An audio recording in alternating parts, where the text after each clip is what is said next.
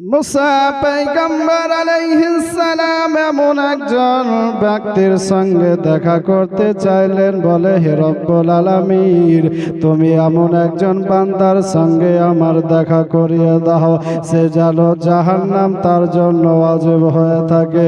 আমার আল্লাহ বললেন, মুসা যাও, শুয়ে যাও, সকালবেলায় দেখবি সর্বপ্রথমে তোমার বাড়ির সামনে দিয়ে যে ব্যক্তির গুজারা হয়ে যাবে রে মুসা, ওই ব্যক্তি মনে করে নিও তার জন্য জাহান্নাম ওয়াজিব হয়ে গেছে। মুসা নবী আলাইহিস সালাম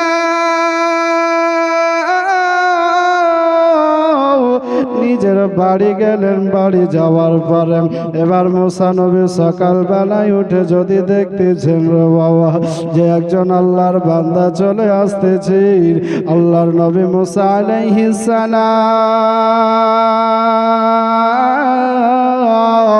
ওই ব্যক্তিকে দেখে একটু নিজের গা বাঁচানোর চেষ্টা করছেন এবং মুসা আলাইহিস সালাম বলছেন যে ব্যক্তি যদি জাহান্নামে হয়ে থাকে, তাই বলে এবার মুসা নবী আলাইহিস সালাম তিনি যেন একটু দূর দূর ভাব নিচ্ছেন। এমন সময় আল্লাহর বান্দা নিকটে চলে এলেন।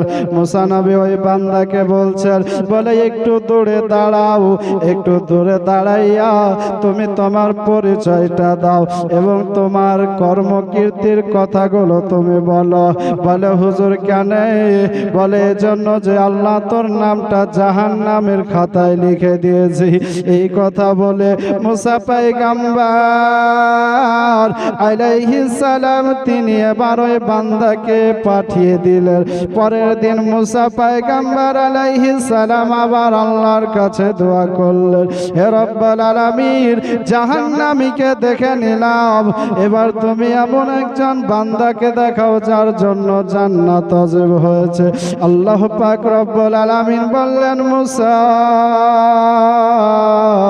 তুমি সকালবেলায় পুনরায় আবার উঠে দরওয়াজায় দাঁড়াবে, দেখবে সর্বপ্রথম যে তোমার বাড়ির সামনে এসে দাঁড়াবে রে মুসা, দেখবা সেই ব্যক্তির জন্য জান্নাত ওয়াজিব হয়ে গেছে। মুসা পয়গম্বর আলাইহিস সালাম পরের দিন সকালবেলা আবার ওখানে উঠে দাঁড়িয়েছে। আল্লাহ পাক রব্বুল আলামিন তারপরে ওই বান্দাকে যে আগের দিনে পাঠিয়েছিলেন, আল্লাহ রব্বুল আলামিনের কি কুদরত, কি নিশানি রে বাবা, যে মুসা পয়গম্বর দেখতেছেন যে গত দিনে যে ব্যক্তিকে দেখেছিলাম সকালবেলায়, ওই ব্যক্তি আবার আজকে এসেছে সকালবেলায়। তখন দেখে বলছে, কি ব্যাপার?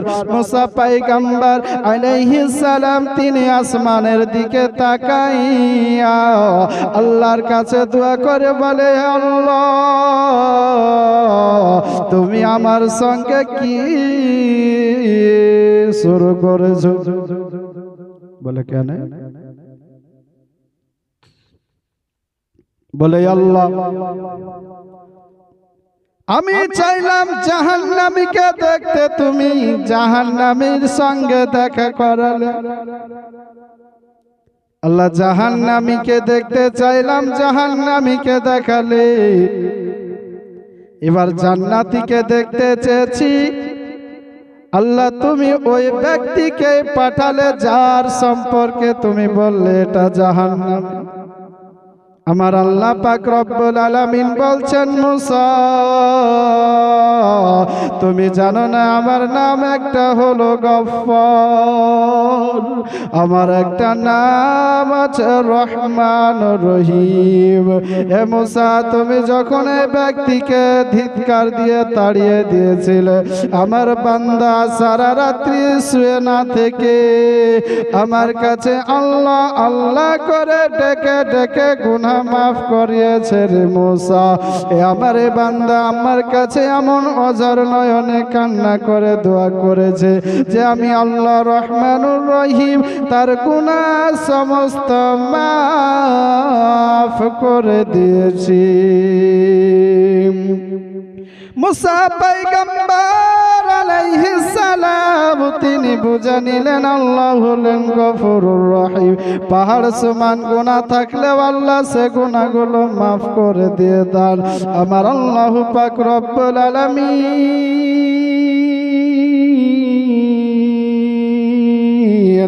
সমস্ত মানুষ যদি আল্লাহর কাছে রাত্রি জেগে জেগে কান্না করে বলে, রে আল্লাহ আমি পাহাড় সমান গুনাহ করেছি, গুনাহগুলো মাফ করে দাও, আল্লাহ মাফ করে দিবে। এরকমই মুসা পয়গম্বর আলাইহিস সালামের দওয়ারে, মুসা আলাইহিস সালামের জামানায় একজন বান্দা যাকে গোটা গ্রামবাসীরা আপনার খারাপ মনে করত, সবচাইতে নিকৃষ্ট মনে করত, সেই ব্যক্তি মারা গেছে। তো কোনো মানুষ জানাজাও পড়েনি, তাকে জঙ্গলে ফেলে দিয়েছে পাহাড়ি এলাকায়। আমার আল্লাহ তাআলা মুসা পয়গম্বরের উপরে ওহী নাজিল করলেন। ওহী নাজিল করে বলে, হে মুসা তুমি আমার অমুক বান্দা অমুক জায়গায় পড়ে রয়েছে, ইন্তিকাল করে গিয়েছে রে মুসা, তুমি যাও, যাওয়ার পরে ওই ব্যক্তিকে তুলে নিয়ে এসে গোসল দিয়ে কাফন দাফন দেওয়ানোর পরে হে মুসা তুমি ওই ব্যক্তির জানাজার নামাজ পড়ে নাও। মুসা পয়গম্বর আলাইহিস সালাম তিনি চলে গেলেন। যাওয়ার পরে এবার ওই জঙ্গলে গিয়ে দেখছেন হাকিকাতে একটি লাশ পড়ে রয়েছে। ওই লাশের কাছে গিয়ে মুসা আলাইহিস সালাম লাশটিকে তুলানো আনা হলো, গোসল করিয়ে দেওয়া হলো, কাফন পরিয়ে দেওয়া হলো। এবার জানাজার মাঠে নিয়ে যাওয়ার পর মুসা পয়গম্বর এলান করে দিলেন যে আজকে অমুক ব্যক্তির জানাজার নামাজ হবে, তোমরা চলে এসো। মানুষে আনাকানা শুরু করে দিল। যে ব্যক্তিকে দুনিয়ার মানুষ গুনাহগার পাপী বলে জানতো, সে ব্যক্তির জানাজা মুসা পড়াবে। এই কথা বলে এবার সবাই যখন আপনার এইরকম আনাগোনা শুরু করলো, তখন আল্লাহ পাক রব্বুল আলামিন মুসা আলাইহিস সালামের উপরে আবার ওহী নাজিল করলেন।